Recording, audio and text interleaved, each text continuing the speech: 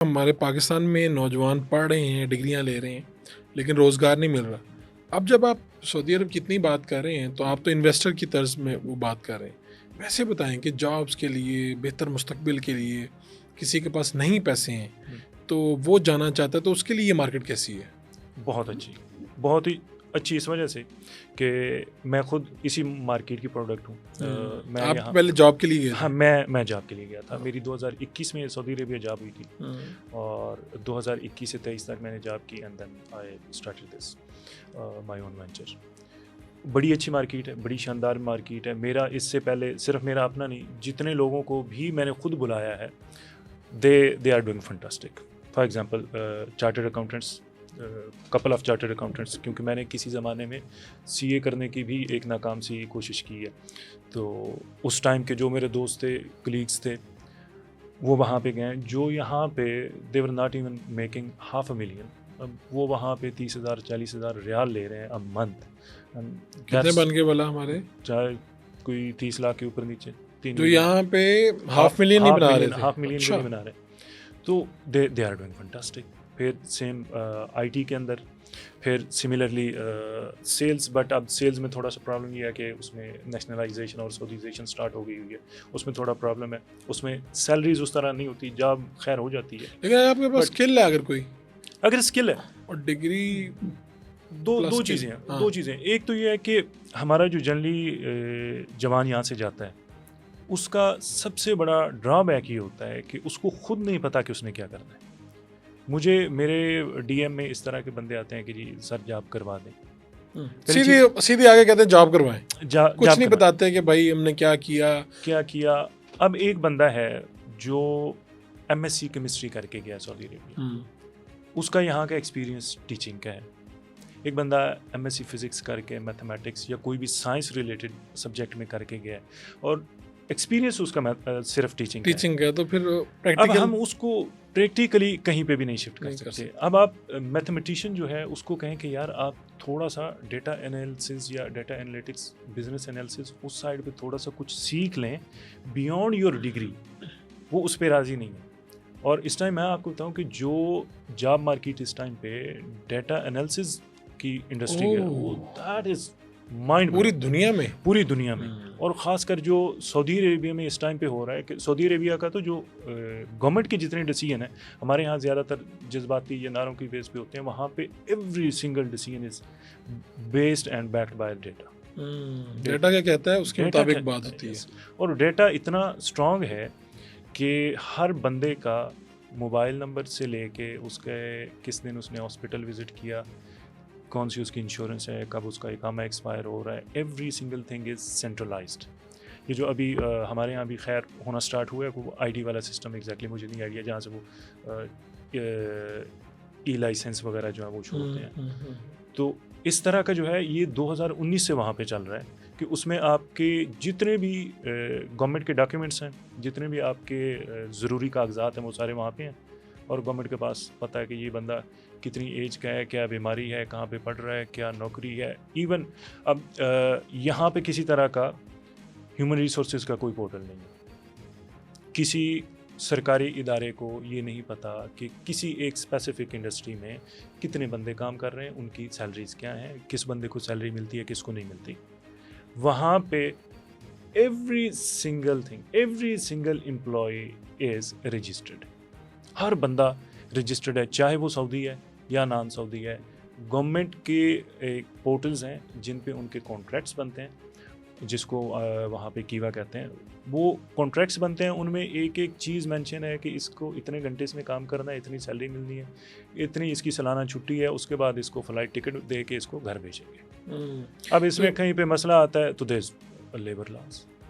तो वहाँ पे इसलिए आप कह रहे हैं कि ये भाई मार्केट बड़ी ही ज़बरदस्त है। अगर आपने इवन जॉब के लिए भी जाना है, इन्वेस्टमेंट के लिए जाना चाहते हैं, मुस्तकबिल बनाना चाहते हैं, तो उस तरफ जाना चाहिए। बट जॉब के लिए जिसने जाना है, उसने अपनी डिग्री जिस बंदे ने कर ली है ना, अब से कि डिग्री का वो जो खुमार होता है ना कि मैंने अब पंजाब यूनिवर्सिटी से मास्टर्स कर लिया तो मैं तुरम हूँ, वो तुरम खान वाला जो एलिमेंट है ना, उसको साइड पे रख के कुछ सीख लें।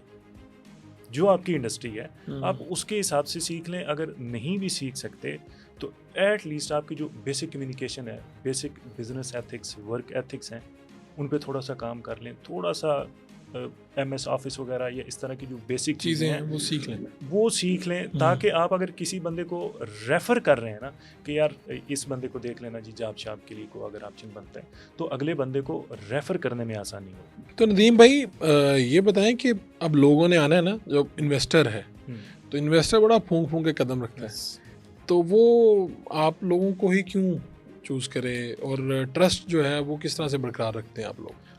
एक तो ये है कि जो भी बंदा मार्केट में बैठा है, हमारी मार्केट इस तरह की एक बड़ी फ्रीजाइल किस्म की है ना कि आप जो बंदा सोशल मीडिया पे बैठा है, और हम खैर से 2 भाई हैं जो सोशल मीडिया पे बैठे हैं, तो अगर आप सोशल मीडिया पे बैठ के कोई 2-4 लाख की हैंकी फैंकी करेंगे तो आपको लिताड़ दिया जाएगा विद इन नो टाइम। हाँ, नीचे कमेंट करके पता चल जाएगा, किसी की विद इन बात नो से ही टाइम, पता चल विद इन नो जाएगा। टाइम।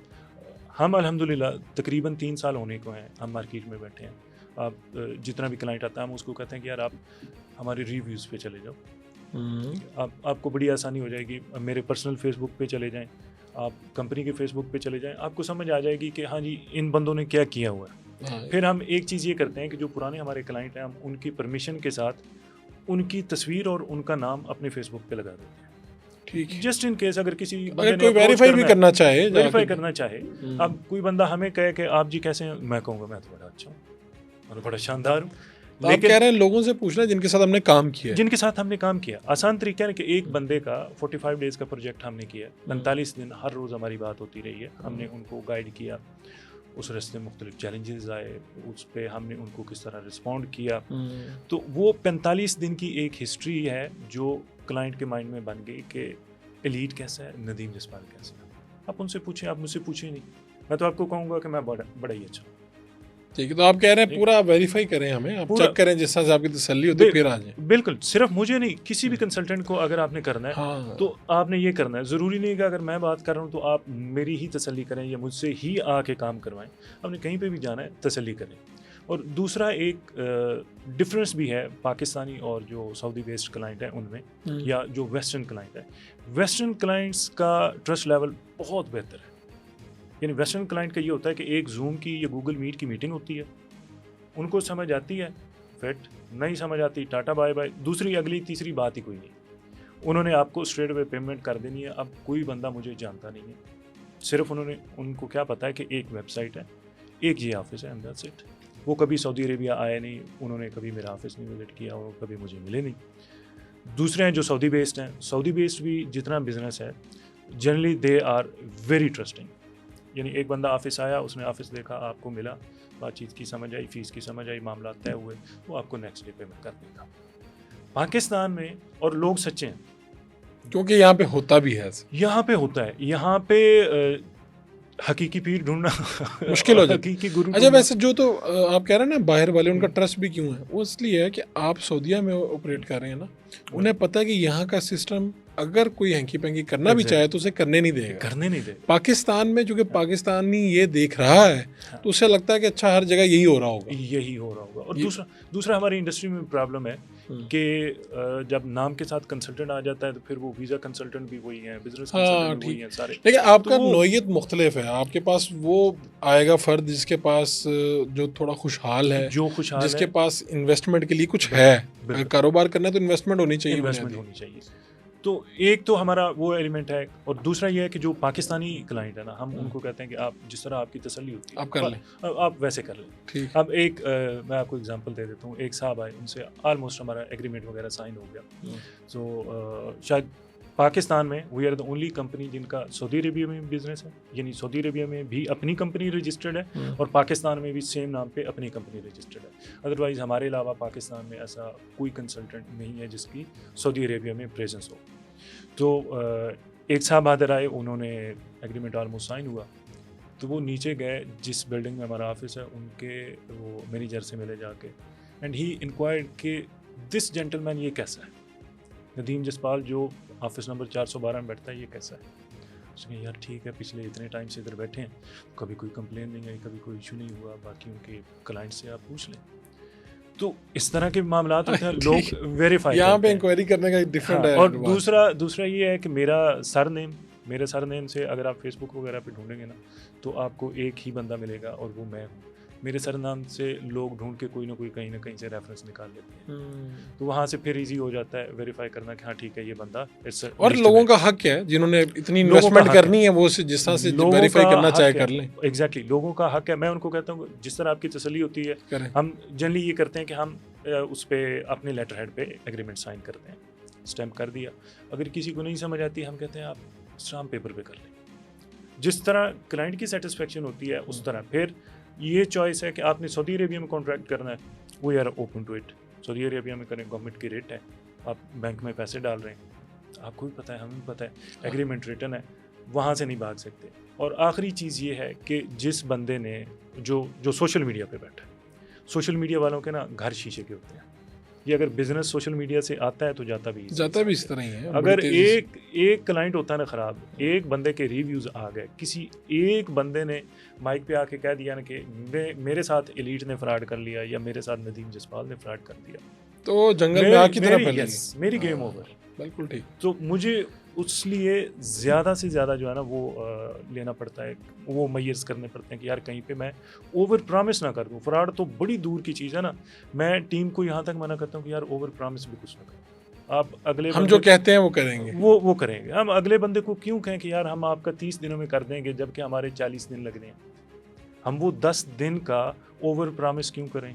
हम ओवर प्रॉमिस इस वजह से क्यों करें कि जी आपके पोस्ट इनकॉर्पोरेशन सर्विसेज में ये भी कर देंगे और बाद में आप रिस्पॉन्ड ना करें।